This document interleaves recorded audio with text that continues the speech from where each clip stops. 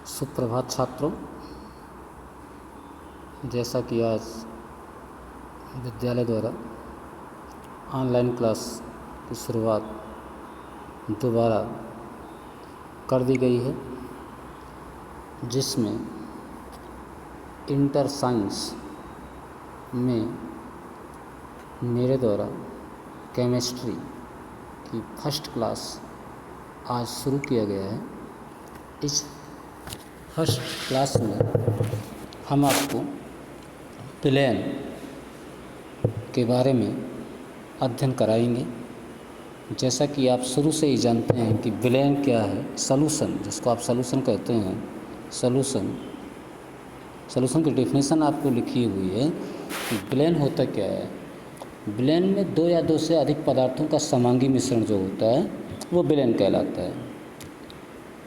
अब मिनिमम विलयन में दो चीज़ें होनी चाहिए, एक विलय होना चाहिए और एक विलायक होना चाहिए। विलय क्या है? जो विलायक में घुलता है या जिसकी मात्रा कम होती है। और विलायक क्या होता है? जिसमें कोई विलय घोला जाता है या मिलाया जाता है। जैसे नमक का जलीय विलयन। तो नमक का जलीय विलयन में क्या है? नमक आपका विलय है और जल आपका क्या है? विलायक है। दूसरी महत्वपूर्ण चीज़ क्या है कि विलयन की फेज या विलयन का जो परावस्था होता है वो विलयन की फेज एक होनी चाहिए। किसी विलायक में एक से अधिक, फेज का मतलब होता है परावस्था, यानी किसी चीज़ में जिसको P=1 कहते हैं।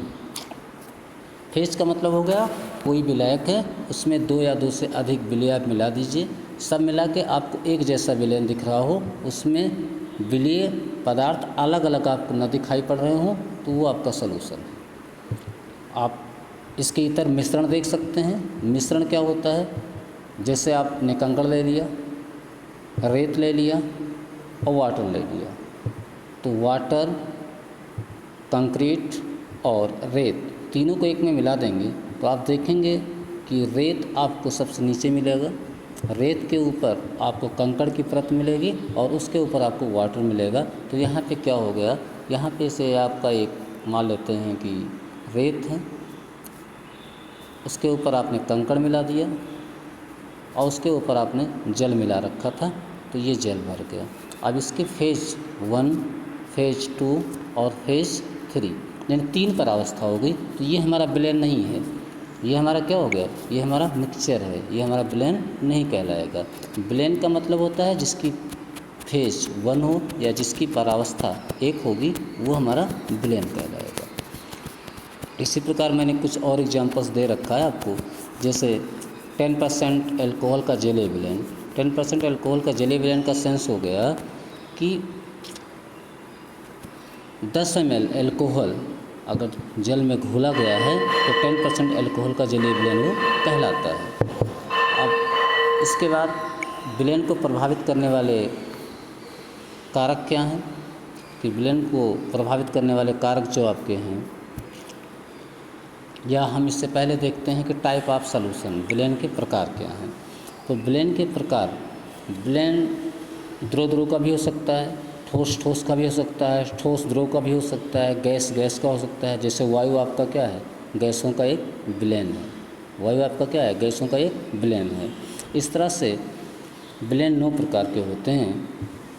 इसके बाद विलयता, तो किसी भी पदार्थ की वह अधिकतम मात्रा जो निश्चित ताप पर 100 ग्राम विलायक में घुल जाती है, विलयता कहलाती है। विलयता का मतलब होता है विलय का विलायक में घुलना।